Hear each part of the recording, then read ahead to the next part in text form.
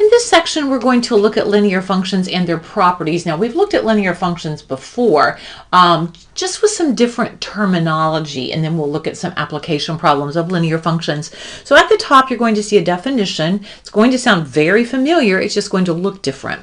It says a function of the form f of x equals mx plus b. Well, doesn't that look like y equals mx plus b? It's the same thing. And that is a linear function. And the graph of the linear function is a straight line, and it has a slope of m, there's the m, and the y-intercept of 0, b. There's the b. Its domain is the set of all real numbers. So there's no domain restriction on a linear function because there is no variable in a denominator, and there is no variable under a radical. So one of the ways you can prove that something is a linear function if you don't have the graph of it is because a linear function has what's called a constant average rate of change. Now, I'm going to show you what that means. The average rate of change of a linear function is found like this: delta y over delta x equals m. Now, this is something you already know, but you're not used to seeing it that way. What you're used to seeing equals m equals y2 minus y1 over x2 minus x1. And if you're thinking slope right now, that's because that is the slope formula. Well, when we talk about a change in something in math, this little delta, that's red delta, it's a Greek letter. I know it's a triangle, but it's a delta. That stands for the change. So this means the change of the y over the change of the x is equal to slope. Well, that's nothing new. You're just not used to seeing, again, that symbology there, that symbolically represented that way. So let's look at an example, and I'm going to show you what it means when it says linear functions have a constant average rate of change. We want to graph the function f of x equals negative 3x plus 7. So because it's been solved for y, or f of x, I'm going to plug in things for x. I'm going to plug in a 0. Hopefully you can see that that's 7. I'm going to plug in a 1. That would give me negative 3 times 1. Negative 3 plus 7 is 4. I'm going to plug in a 2. That would give me negative 3 times 2 is negative 6 plus 7 is 1. And I'm going to plug in a 3. That would give me negative 9 plus 7, or negative 2. Okay, now that's enough for now. So here's what it means when it says a linear function has a constant rate of change.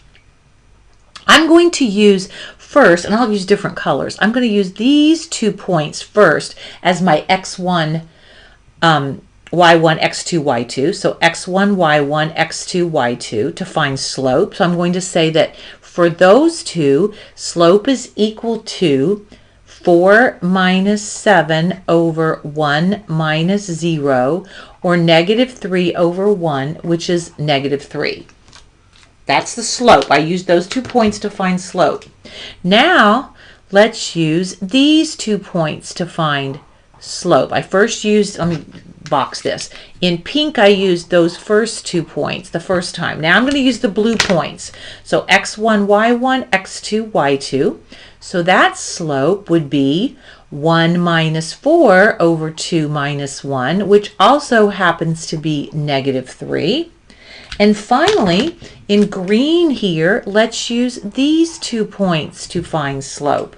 That's going to be negative 2 minus 1 over 3 minus 2, or negative 3 over 1, which is negative 3. Notice, no matter what 2 points, and by the way, you could use other ones. I could try this one and this one, or any combination of 2 x1, y1, x2, y2 points. You're going to get a constant average rate of change, which is slope, which is negative 3. Now, the other way that I know it's linear is I could graph it. I can graph those points, plot the points that I found, the point 0, 7, the point 1, 1, 2, 3, 4, the point 2, 1, and the point 3, negative 2, and when I connect those, obviously it makes a line because that is a linear function. But this is something that you've never seen before, that between any 2 points on that line, the slope is going to be the same. That's just common sense. The line didn't bend, and so its steepness is the same. So let's look at an application problem involving a linear function, very different than application problems that you've seen in the past. It says book value is the value of an asset that a company uses to create its balance sheet. Some companies depreciate their assets using straight line depreciation.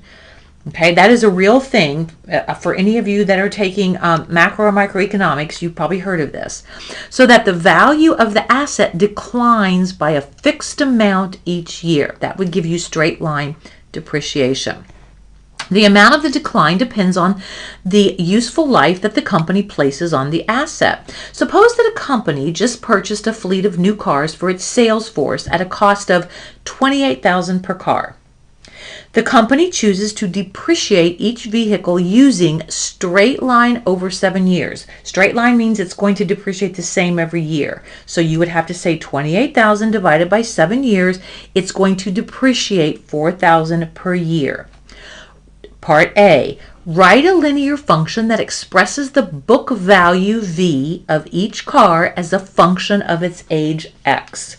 So the value depending on its age, that's what I just wrote, V of X, the value depending on its age is equal to, now let's think about this, negative $4,000 per year, right? So at the end of 1 year, you're going to subtract 4,000. At the end of 2 years, you're going to subtract 8,000.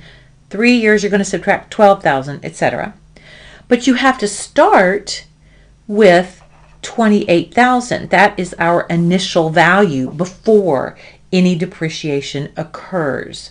So here we see this is our slope, and here we have our intercept of 0, 28,000, called the initial value. So if I go over here to my graph and I make this be 28,000, and then going down, this is going to be 24. This is going to be 2,000. I'm counting by 4,000s, obviously. 16,000. I think I left off a 0. That was supposed to be 20,000. 16,000. This is 12,000. Here we have 8,000. Here I have 4,000. And here I have 0. Before any time has passed, if this is my time here, that's my X, and this is my value, that's my Y. Before any time has passed, it's still worth 28,000. But at the end of year 1, it depreciates 4,000. At the end of year 2, it depreciates 8,000. At the end of year 3, it depreciates 216, excuse me. The end of year 4, it depreciates to 12,000. 5, it depreciates again. And at year 6, 6 times 4,000 would be 24,000. Subtracted from 28, it's only going to be worth 4,000. Now mine aren't exactly lined up, but it should be if I had graphed them with some type of a ruler. You can see it's a straight line depreciation. So we just did part B. What is the book value of each car after 3 years? Well, I can either look here and go up and read it, or I can say, well, if V of X equals negative 4,000X plus its initial value, what I'm looking for is V of 3. So V of 3 is going to be negative 4,000 times 3 plus 28,000. Or negative 12,000 plus 28,000, which gives me V of 3 is equal to 16,000. So at the end of 3 years, if I had graphed this correctly, it would have been at 16,000. Mine is crooked because I was doing it from the side. Hopefully yours is straighter. So I can do that by either looking at the graph or just filling in. Now it says interpret the slope of this graph. What is that slope of this graph telling us? Well, what it's telling us is that the average rate of change, okay, is negative 4,000, or it depreciates 4,000 8,000 per year. That's what the slope means. It's let me put it back up here. It's going down, and it's going down by an average rate of change between each one, 4,000. Okay, when will the book value of each car be at 8,000? So there's two ways to do this. I can look at my graph and say, okay, here's 8,000. When was it at 8? It looks like at year 5. Or you can say, what I want to know is, when is the value of my function, v of x, equal to 8,000? So I put this in, setting my function equal to 8,000, and then I solve that. I'm going to subtract a 28,000 from both sides. That gives me negative 20,000 equals negative 4,000x. I divide by negative 4,000, and you can see that you get, when x is at 5 years, the value is at 8,000. So that's just a standard sort of typical business application of linear functions. Let's look at another one that's even more common. The quantity supplied of a good is the amount of product that a company is willing to make available for sale at a given price. The quantity demanded, so we talk about supply and demand, of a good is the amount of the product that the consumers are willing to purchase at a given price. Suppose that the quantity supplied, which we will call S, and the quantity demanded, D, of cellular telephones each month are given by the following functions. So if you want to know the supply, there it is, as a function of its price. The demand as a function of its price is that. P is the price in dollars of the telephone. The equilibrium price of a product is defined as the price at which the quantity supplied equals the quantity demanded. Supply equals demand. That is, the equilibrium price is the price at which S of P equals D of P. So meaning no matter how many they supply, people will purchase all of them. And that only happens at a certain price. Find the equilibrium price of cellular telephones, and then we'll answer the rest of the questions. So what we really are asking, it's asking us, when does S of P equal D of P? When does supply equal demand? Well, I'm going to take my two functions. S of P is 60p minus 900, and we're going to set that equal to D of P, which is negative 15p plus 2850. It is linear, so I'm going to get my variables on one side and my numbers on the other, and I actually think we can do this in one step. That gives me 75p equals, when we add the 900, we get 3750 on this side. Divide by 75 to get that equilibrium price, and we get P equals $50. This is obviously an old problem. Cell phones don't cost $50. But what that means is that the equilibrium price is $50. Now let's finish the question.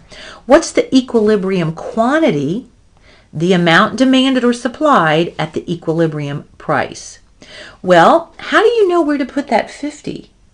Well, think about it. If this is the point, $50, where the supply is the same as the demand, it doesn't matter if you put the 50 in for supply or demand, because they're going to be equal at that point. And that way we'll know how many would need to be supplied and how many would be purchased. I'm going to choose to put it in the S of P formula just because it looks easier. But I'm going to actually do both of them. So I want to know, what is S of 50? What is the supply if I charge $50 per phone? It's going to be 60, take out the P, put in 50, minus 900, which is, this is 3,000 minus 900, or S of 50 equals 2,100. I can sell 2,100 phones. My supply would be 2,100 at $50 per. Now let's do D of 50. You're going to see it's the same thing. It's negative 15, take out the P, put in 50, plus 2850. This is negative 750 plus 28.50. So D of 50 also equals 2,100, meaning if I charge $50, I can make 2,100 and sell 2,100. So that is the question. So there would be no surplus at that point, because that's the equilibrium price and the equilibrium amount or quantity.